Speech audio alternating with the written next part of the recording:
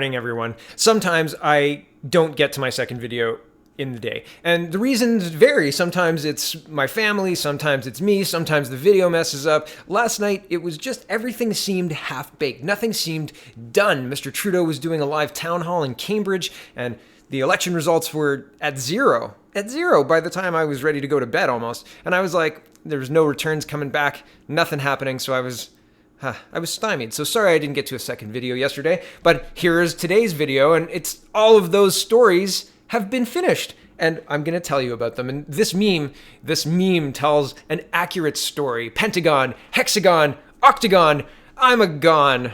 I just thought it was so funny. Bye-bye, Rachel Notley. You're done. And the NDP in Alberta got 24 seats. How in the world they got 24 seats, I have no idea, but I guess somebody needs to be the opposition. It's the NDP. And Jason Kenney's Conservatives win a majority with a resounding 63 seats, and that's a lot of votes. It wasn't close. It wasn't close at all. Not even a little bit close. And so if you go on Reddit, all of those people were wrong. Our Canada was wrong, our Alberta was wrong, our Ontario was wrong, and all of the other Canadian subs that are lefty-driven and crazy and will ban you if you talk about Jason Kenney, the current premier of Alberta. It's very, very interesting that the public face needs to be pushed and pushed and pushed. This is a microcosm, Alberta, of what the general election is going to look like, and that's the next election on the horizon. That's the next big one. And so be aware, everybody, if you're on Facebook, if you're on Twitter, if you're on any social media whatsoever, there are people whose job it is to push their narrative despite the facts. That is their job. They are paid, and they are paid well with money from the election machine that is running in Canada, right? Every major party has a machine. Every major party does fundraising, et cetera, et cetera, et cetera. So that's part of it. They pay these people, and they do their work, and you can see them all over the place. They're fake profiles and numbered Twitter followers and friends of friends on Facebook who you don't know, but they're friends of friends, and they're commenting on your post, and they're telling you you're wrong or racist or a white supremacist or Miss Notley's going to definitely win. She's going to pull it out. I believe in her. Isn't that what it was? I'm with her. I believe in her. Anyway, it doesn't really matter because she lost, because the will of the people is that reflected, I think, in this vote. And I don't know. I wasn't there. I'm not an official or counting any kind of ballots or anything to that effect. I have nothing to do with Alberta politics. I'm in Ontario. So I'm just reporting what is being reported as factual, right? Jason Kenney won a lot, and all of those people were wrong. So interesting to note. Interesting to see how what used to be a one-way transfer of information in newspapers. You would read the newspaper, read what the politician said, maybe read an opinion column one way, in the Toronto Star or in the Globe and Mail, and that would push your thoughts one way or the other. But now we've got regular everyday people. Some people are real, some people are not, as I just said, who are evangelizing the politicians' positions and then coloring that with their own commentary, right? And we're seeing there are people on Reddit who believe that, this trend is going to ruin the world, right? The conservative wave hitting Canada, because the last couple of elections have all gone to the Conservatives. So having that ideology, and because that's what it's been boiled down to, vilified in Canada, people are very, very concerned. But it's just governance. And it's interesting to watch, right? The weaponization of your news feed. It's happening in real time. So here's Jason Kenney. 2 clips I want to show you from his victory speech. And these are, the one is him calling out foreign money in politics. And he says, you're done pushing around Albertans. But this is 2 minutes of, I thought it was the meatiest part of the speech. Here we go. But we have been targeted. We have been targeted by a foreign-funded campaign of special interests seeking to landlock Canadian energy. This means that we Canadians have become captive to the United States as the only market for Canada's largest export product, our energy. As a result, we've been selling our country's greatest asset at fire sale prices, losing billions of dollars of value that belongs to us. That means we've lost money that could have built schools and hospitals across Canada. This giveaway of our energy has caused the flight of tens of billions of dollars of investment from Alberta, and with it the loss of tens of thousands of jobs. And we are subsidizing in the process the U.S. economy, while the investment that has fled Canada is fueling an unprecedented oil boom south of the border. It just doesn't make sense, does it? Friends. So I'll leave him there on that one, and then we're going to fast forward to 12:15, where he calls out the international money by name. So this is, again, this is stuff that if you talked about, you would get told on your news feed, no, that's not happening, or no, it's not foreign money, or whatever. They're pushing a narrative, and it's false. This is accurate. This information is true. You follow the money, you find Tides, you find LeadNow, you find international corporations funded by billionaires, or NGOs funded by our taxpayer dollars. Follow the money. And what Mr. Kenney is saying is provably true. It's interesting. A message to those foreign-funded special interests who have been leading a campaign of economic sabotage against this great province. To the Rockefeller Brothers Fund, to the Tides Foundation, to LeadNow, to the David Suzuki Foundation, and to all of the others. Your days of pushing around Albertans with impunity just ended. Yeah, and he says more. It's a 30-minute speech, but that's the crux of it. And I'm glad that there are premiers of provinces. These are powerful people, respected, well-positioned people, leaders of our country, who are calling this out and saying, we're done we are done allowing these foreign-funded, billionaire-funded, NGO-funded corporations, NGOs, whatever, to landlock our oil. We are not going to allow that to happen. We are done letting that happen. And I'm glad. And I hope that the next federal leader is as strong. I think there's only one who's close to being that strong. His name's Maxime Bernier.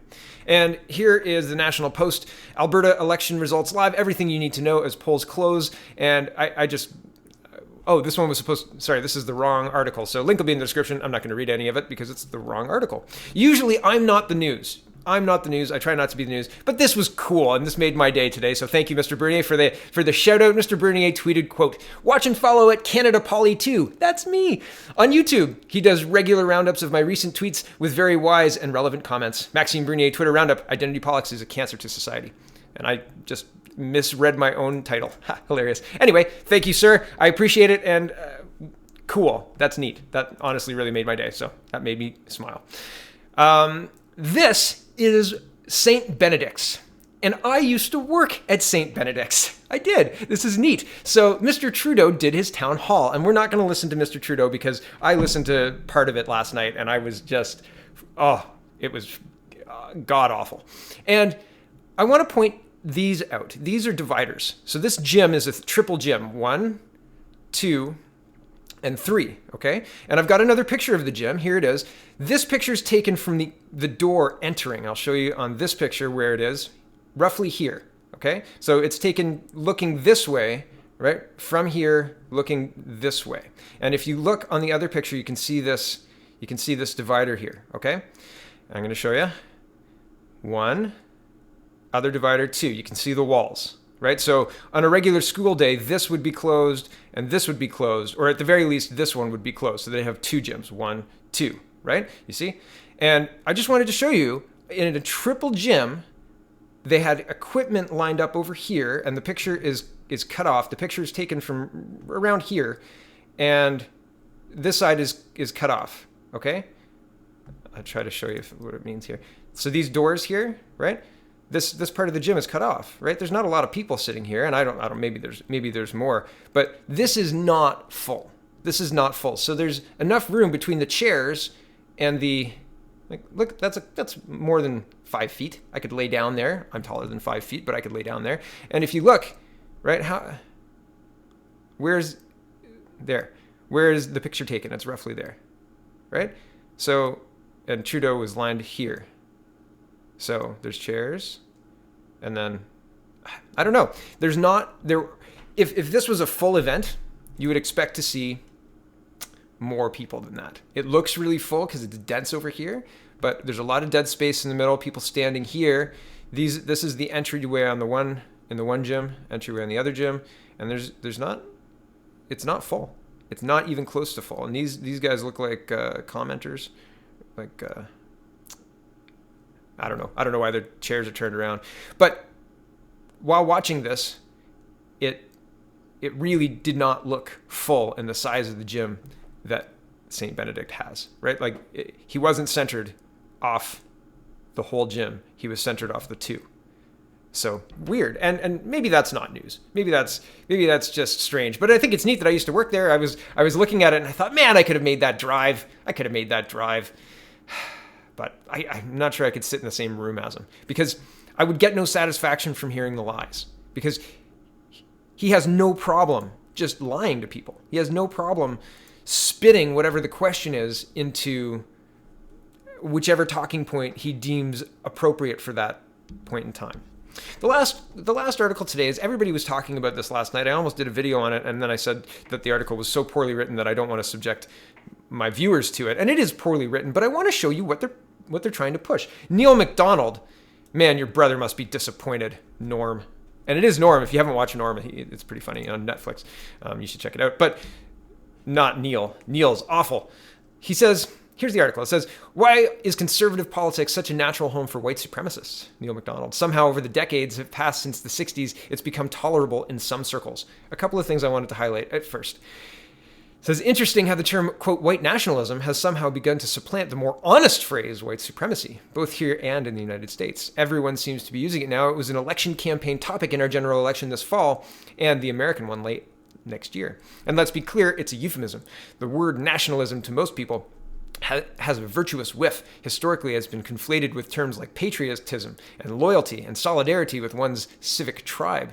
When the word is modified with a racial adjective, though, any distinction dissolves. A white nationalist stands with white people, advocating for white prerogatives and the protection of white governance. Huh. I mean, that's a couple of leaps, sir. That's kind of accusatory even, and wrong-headed. It's ridiculous, really. And saying white nationalism is white supremacy, no, and I don't think white nationalism is really a thing. I think in Canada, most people just say nationalism. Like, we'd like to have people who are coming into our country checked. I don't think anybody walks around talking about white nationalism. I'd love some articles that talk about white nationalism. Please link them to me, Mr. MacDonald. Here's the other part of this article I wanted to show you. And quote, back to the article, and before someone raises it, because people do, there's no comparison between white nationalism and assertions of solidarity or even superiority by minorities. They haven't been in charge for centuries on this continent. So the argument is saying they haven't run things here yet. How do we know what they'll do? Well, actually, there's a good indication, sir.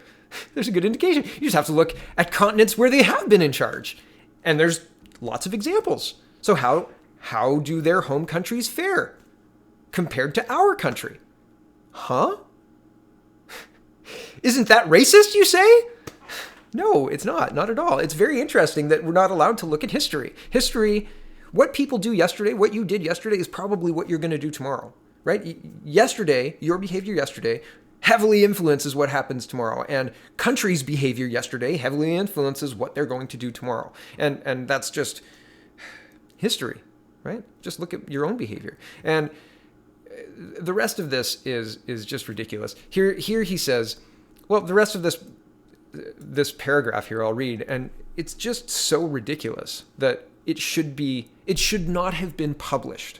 It is silly and it shouldn't be sullying the CBC or any newspaper. It's very, very poorly written. Okay, back to the article. Quote, white nationalism is about keeping power white.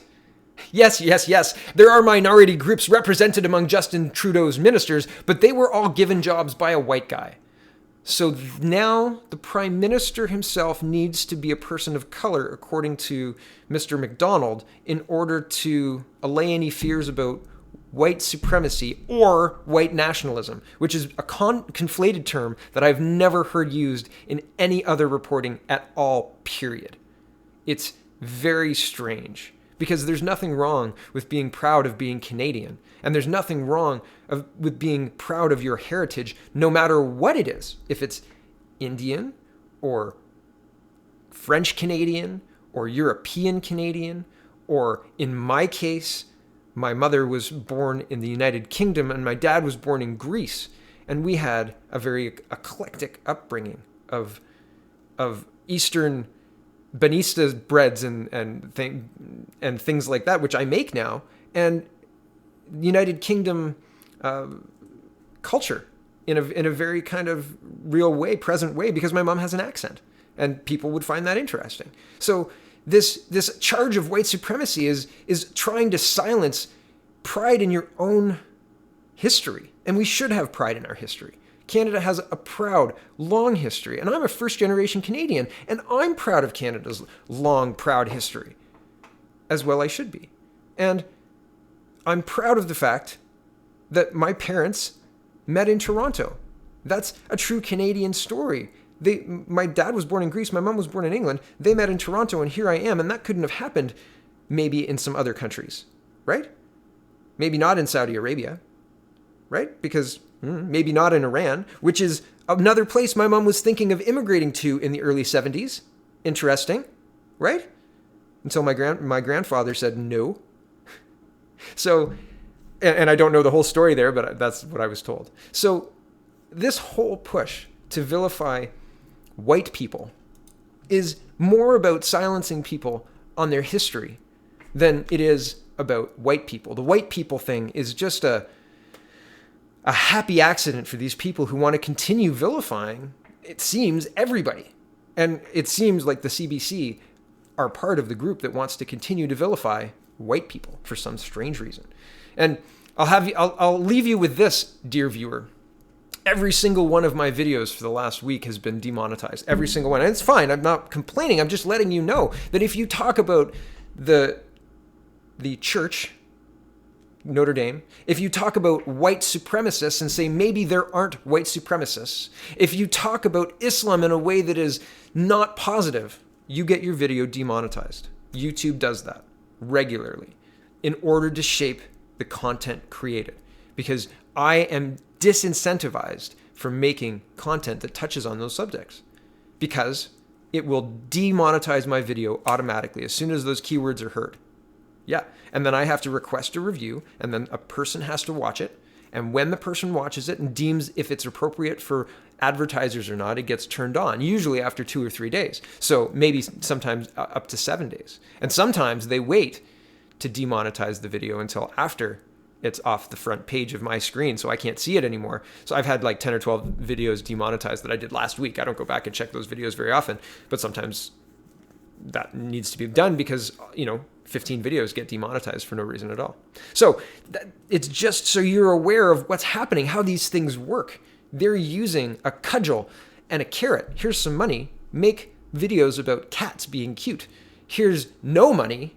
Don't talk about that Islam thing. That is something that nobody wants to hear about. Don't talk about white supremacists. It's certainly happening. Don't talk about anything else that's controversial. Advertisers don't want that. Certainly not. Anyway, it's just something interesting that's happening. Your media is not your friend. Your media is trying to shape your emotions and your feelings and your thoughts on subjects. And, well, I give the links. I'd like you to make up your own mind. This is what I think, but I'd like you to read it and come to your own conclusions. Thanks for watching, everybody. Check out the People's Party of Canada.ca. That Maxime Bernier guy is a pretty cool guy. Okay, have a wonderful day, everyone. Thanks.